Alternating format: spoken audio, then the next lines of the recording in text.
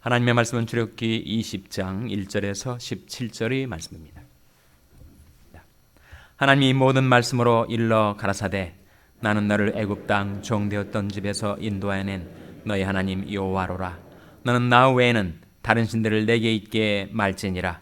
너를 위하여 새긴 우상을 만들지 말고 또 위로 하늘에 있는 것이나 아래로 땅에 있는 것이나 땅 아래 물속에 있는 것의 아무 형상이든지 만들지 말며 그들에게 절하지 말며 그들을 섬기지 말라. 나 여호와 너희 하나님은 질투하는 하나님인즉 나를 미워하는 자의 죄를 갚되 아비로부터 아들에게로 3, 4대까지 이르게 하거니와 나를 사랑하고 내 계명을 지키는 자에게는 1000대까지 은혜를 베푸느니라.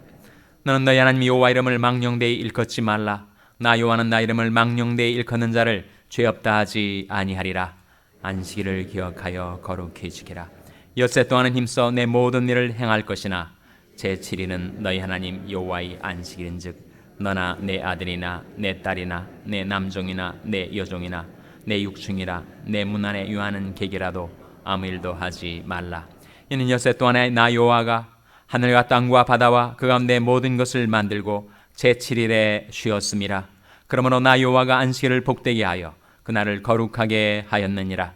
내 부모를 공경하라. 그리하면 너희 하나님 나 여호와가 내게 준 땅에서 내 생명이 길리라. 살인하지 말지니라. 간음하지 말지니라. 도적질하지 말지니라. 내 이웃에 대하여 거짓 증거하지 말지니라. 다 같이 읽으시겠습니다. 내 이웃의 집을 탐내지 말지니라.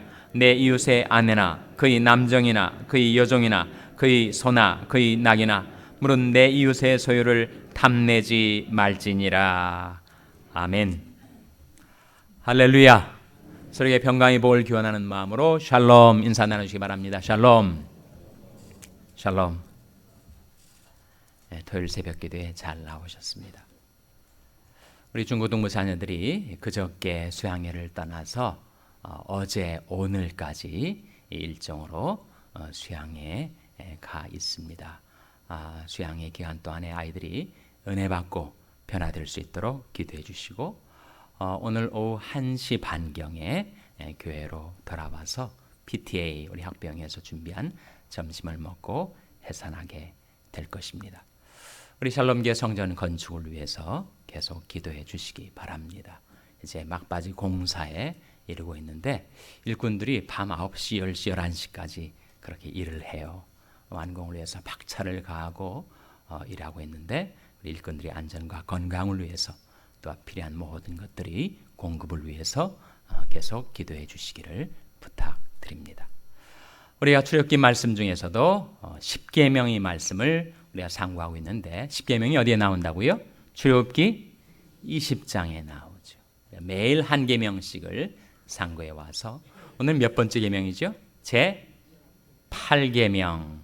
10계명의 제 8계명을 우리가 대하게 되었습니다. 몇 절에 나옵니까? 8계명이 15절에 나오죠. 15절 말씀 10계명의 제 8계명 같이 읽겠습니다. 시작. 도적질하지 말지니라. You shall not steal. 도적질하지 말지니라. 이 계명 앞에서 나는 이 계명과 전혀 상관이 없이 이 계명에 대해서 자유로운 그런 정직하고 의로운 삶을 살아왔다라고 자신하실 수 있는 분들이 얼마나 계신지 모르겠습니다. 샵리프팅도 도적질하는 거죠. 시험 보다가 남이 답안지를 취링하는 것도 역시 도적질하는 것입니다. 정당하게 남의 몫의 것을 내가 취한 것도 도적질하는 거죠. 한국의 자범들이 절도죄로 복역을 하는데 그런 소도만 있는 것이 아니라 대도도 있단 말이에요. 대도 조세영이라는 사람이 정말 부자들을 자기가 홍길동인 양 도적질 해가지고 가난한 사람들에게 나눠준다. 뭐 그러고 다녔어요. 그러다가 또 회심했다 해가지고 교회의 울타리를 드나들었습니다. 70이 넘어서 아주 사소한 절도죄를 저지르다가 또다시 감옥에 갇히게 되었습니다. 우리 한국 속담에 무슨 말이 있죠? 무슨 도둑이 무슨 도둑이 된다고요?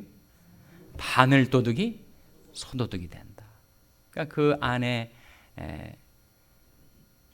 감춰진 도적질하는 근성, 그 습성의 힘이 만일 그가 진정 기독교로 개종을 했다 한다면 그로 하여금 정직하게 선하게 살고자 하는 신앙의 힘보다 그 안에 평생 가지고 살았던 도적질하는 그 습성, 그 힘이 더 셌었던 것 같습니다.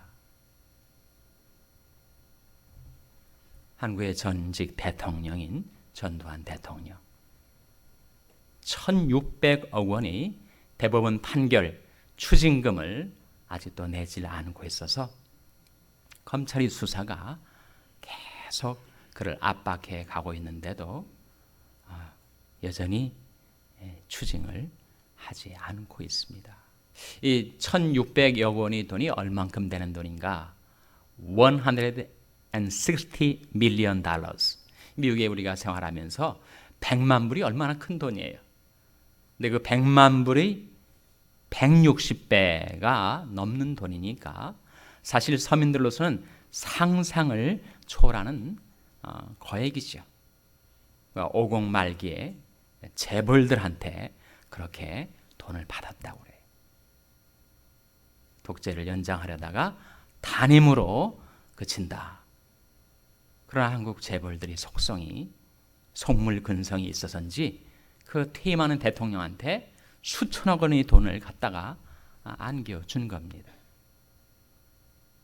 이리 핑계 저리 핑계 나는 도저히 그 돈을 환납할 수가 없고 29만 불밖에 통장에 없다. 뭐 그런 말을 해서 국민들이 원성을 받고 자기들은 자기 추종자들과 함께 호합한 해외 골프를 가기도 하고 그러니까 도무지 그 하는 말을 백성들이 곧이곧대로 듣질 못하는 겁니다.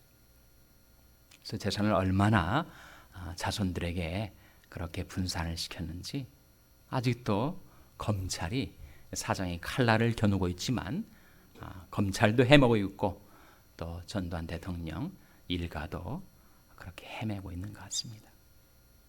차라리 결단을 해서 자녀들을 설득시켜 가지고 우리가 다 내고 우리가 정말 가난하게 초라하게 비난하게 한번 살자. 그렇게 결단을 내릴 수 있다면 좋으련만 그렇게 결단할 것 같지 않습니다. 정말 국가적으로도 망신이고 개인적으로도 얼마나 수치스러운 일인지 모릅니다. 안타깝게도 전두환 전직 대통령이 결국 그 수렁에서 헤어나오질 못한 채 이 일이 끝나고 말 것 같습니다. 소도든 대도든 전직 대통령이든 그것이 남의 일만은 아니라는 것이죠. 도덕질하지 말지니라 하신 그 말씀이 다 다른 사람들에게 해당되는 금령이지 나와는 상관없는 말씀이다 라고 만일 이 말씀을 대한다면 우리는 십계명의 그 깊은 뜻과 영을 놓쳐버리고 그저 피상적으로 그 문자 의문에 근거해서 그 말씀 앞에 자기를 살피는 것이 되고 만다는 거예요. 여러분 지금까지 살아오면서 상거래에 있어서나 또 개인적인 세금을 내는 문제에 있어서나 헌금을 하는 일에 있어서나 나는 전혀 한 점 이 말씀 앞에서 부끄러움이 없는 사람이다. 그렇게 말할 수 있는 사람이 있을 수 있을까요, 여러분? 한번 말라기서 3장 7절 말씀 한번 보시기 바랍니다. 말라기 3장 7절 말씀. 말라기는 구약성경의 맨 마지막 책이죠. 구약성경 1329면입니다. 구약성경 1329면. 말라기 3장 7절에는 하나님께서 이스라엘 백성에게 내게로 돌아오라 이르신 말씀이 나타나 있습니다. 말라기 3장 7절 말씀 찾으셨습니까? 같이 읽겠습니다. 말라기 3장 7절 말씀 시작. 만군의 여호와가 이르노라 너희 열정의 날로부터 너희가 나의 규례를 떠나 지키지 아니하였도다. 그런즉 내게로 돌아오라. 그러면 나도 너에게로 돌아가리라 하였더니 너희가 이르기를 우리가 어떻게 하여야 돌아가리까 하도다. 하나님께서 이스라엘 백성에게 내게로 돌아오라. 그리하면 나도 너에게로 돌아가리라. 이렇게 말씀하시자 이스라엘 백성이 우리가 어떻게 하여야 돌아가리까? 이렇게 질문하였습니다. 그 질문에 대한 하나님의 답변이 8절에 이렇게 나타납니다. 사람이 어찌 하나님의 것을 도적질하겠느냐? 그러나 너희는 나의 것을 도적질하고도 말하기를 우리가 어떻게 주의 것을 도적질하였나이까 하도다. 이는 곧 11조와 헌물이라. 너희 곧 온 나라가 나의 것을 도적질하였으므로 너희가 저주를 받았느니라. 만군의 여호와가 이르노라. 10절 말씀 같이 읽겠습니다. 시작. 만군의 여호와가 이르노라. 너희 온전한 11조를 창고에 들여 나의 집에 양식이 있게 하고 그것으로 나를 시험하여 내가 하늘 문을 열고 너희에게 복을 쌓을 것이 없도록 붙지 아니하나 보라. 어떻게 돌아가리까? 11조를 바치라. 이러신 말씀이에요.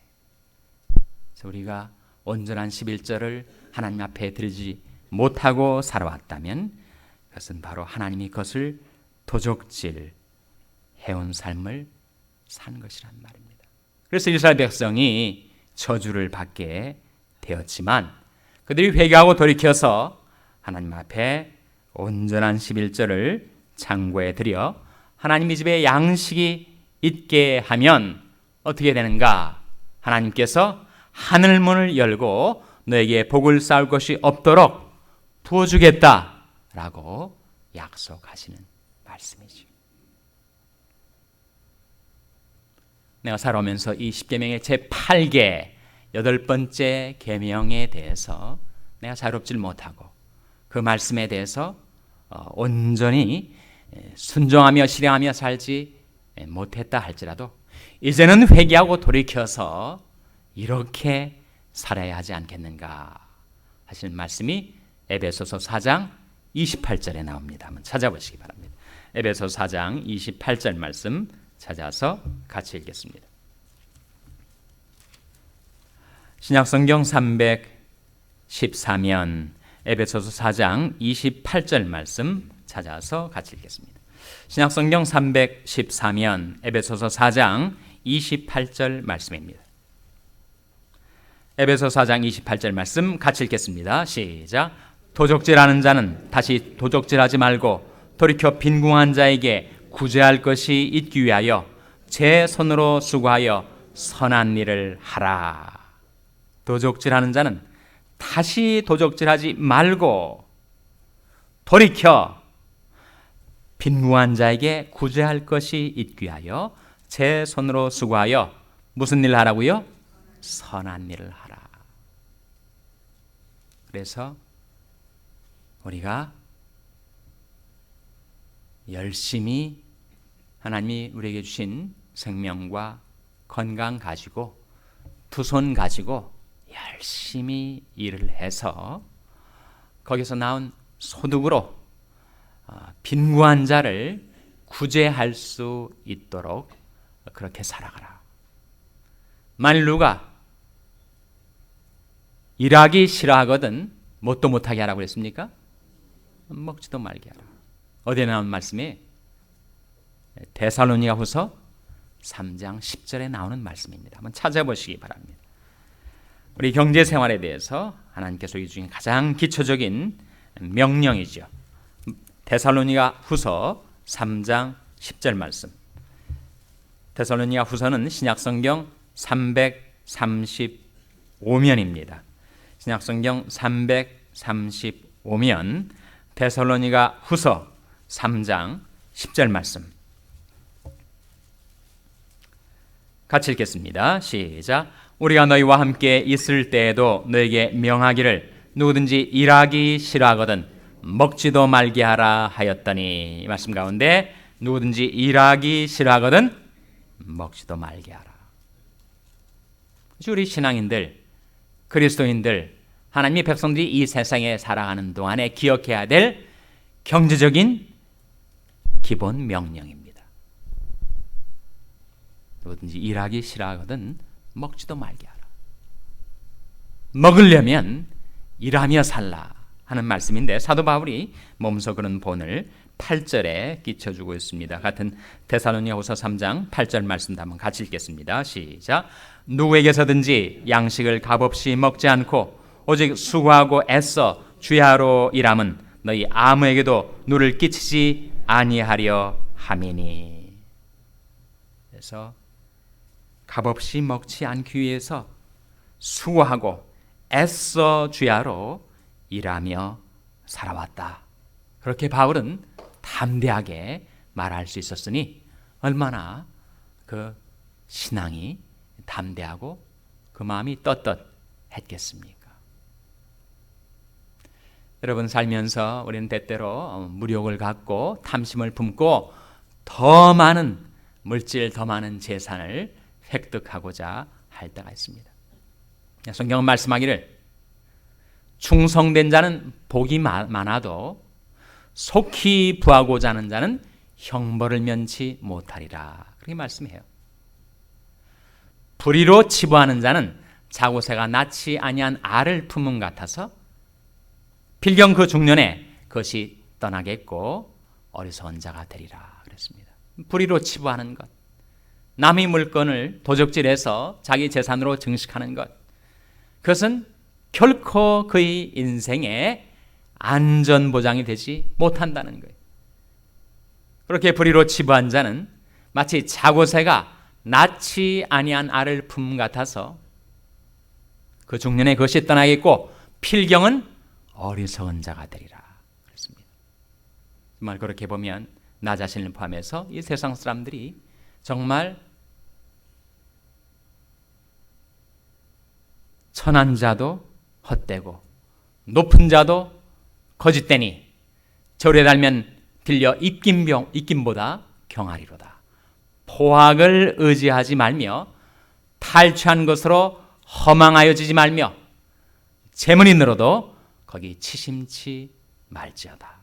하나님께서는 이 물질 생활, 경제 생활에 대해서 우리에게 말씀해 주고 계시죠.